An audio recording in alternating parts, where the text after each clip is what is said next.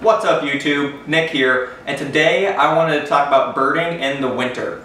Now there were a couple of reasons for why I wanted to make this video. First is obviously that it's February, so birding in the winter was kind of on the front of my mind. But also I was recently watching an interview with the cast from A Birder's Guide to Everything.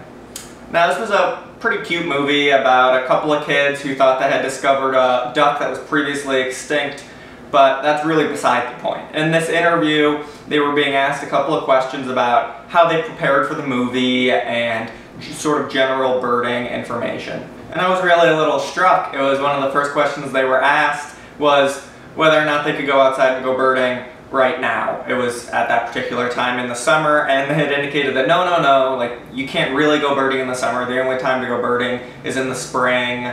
Like you're not really supposed to go birding right now. And I really think that this might be a mentality that a lot of people, especially new birders, might carry over. I think that there's a huge boom of migration, particularly in the spring, and that people just might associate that as being the only time to go birding. But really, one of my favorite reasons I enjoy birding is that there's a reason to go outside every single month. There truly is. And there are birds that will show up in the winter that will exclusively be here in the winter. And if I miss them, I don't get to see them that year. And the same goes for fall, spring, and summer. And so what I want to do with this video is pick out a few of those birds that I look for in the winter and maybe give you guys a little bit of inspiration to get outside on those cold days and start looking around. And so really when I think about winter birding and I think about the birds that I definitely need to see during that particular time, my mind immediately goes to ducks. I feel like if I don't see a certain amount of ducks in the winter time, it just must have my entire year. Maybe I'm trying to see 200 birds that year, and I know that if I don't see at least 10 different species of ducks, there's no way I'm going to get there. And the only time to see those ducks is in the winter. Now the tool that I find most handy for this is a spotting scope. Now this is my spotting scope. It's got a little bit of a heavy-duty case here, but if we crack it open, you can see that it really is just a small telescope. You might put it on a tripod and look out through the lens. It has the opportunity to magnify up to 60 times magnification. Really at that point you might get a little bit of what's called chromatic aberration, but it is significantly more powerful than a pair of binoculars and really allows you to see over long distances like a body of water.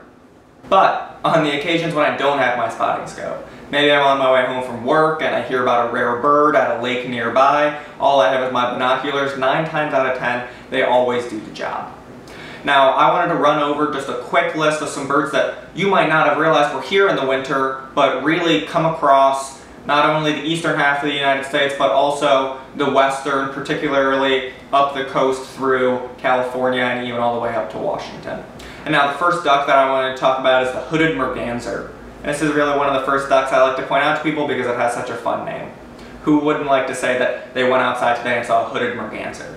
It's this really elegant looking duck, particularly the male. It has this very interesting black and white mohawk coming across the head, and I think of it as being very ubiquitous with the winter time.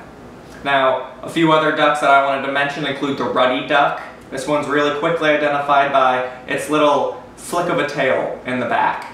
If you were to see it not in the winter time, it has this brilliant blue bill, but during winter it really is most closely identified with this little tail flick in the back and a bit of a dark streak across the cheek. Another duck that you might be able to look for and is really relatively common in the winter time is a ring-necked duck. This is actually one of those interesting situations in ornithology where it's named the ring-necked duck, but really it's most easily identified by the pretty obvious ring on its bill.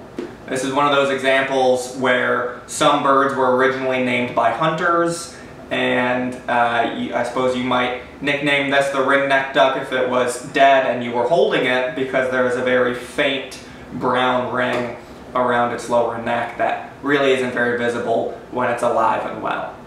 Now, one of the other ducks that I want to touch with you guys today is the common goldeneye. This is a really beautiful duck that comes across in the winter time and has a very brilliant color to its eyes, a bit of a white patch on its cheek, and can be found again just out on these large bodies of water. It could be as large as even Lake Michigan or just a pond in your own backyard.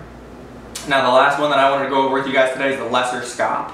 This is sort of he's not exactly standing out in the crowd, bit of a darker colored duck, but really pushes through in the winter time. And if you guys went out, even with your bare eyes, but if you brought some degree of optics, binoculars, or spotting scope, I'm confident that if you laid it out over a body of water in the winter time and surveyed that lake or that ocean for maybe a week or two, you'd see some things come in that maybe you've never seen before in your life.